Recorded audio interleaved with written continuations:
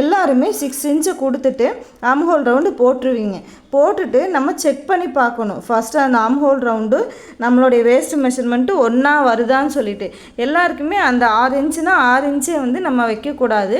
நம்ம போட்டிருக்கிறது கரெக்டாக இருந்துச்சுன்னா அப்படியே விட்டுடலாம். அப்படி இல்லை, ஆம்ஹோல் ரவுண்டு வேஸ்ட் மெஷர்மெண்ட்டும் ஆம்ஹோல் ரவுண்டு ஒன்றா வரல அப்படிங்கிற போது நம்ம இந்த ஆம்ஹோலுடைய லென்த்தை கொஞ்சம் சேஞ்ச் பண்ணணும். அப்போ தான் நம்மளுக்கு பர்ஃபெக்டாக அமையும். அது எப்படின்னு பார்க்கலாம். இப்போ பாருங்கள், நான் ஃபஸ்ட்டு 6 இன்ச்சு லென்த்தில் நான் ஒரு எல் ஷேப்பில் ஒரு பாக்ஸ் போட்டுட்டு, அதுக்கப்புறம் 31 இன்ச்சுக்கு மேலே வந்துச்சு அப்படின்னா நம்ம இங்கேருந்து 1.5 இன்ச்சு, இந்த லென்த் 1.5 இன்ச் கொடுப்போம் இல்லைங்களா.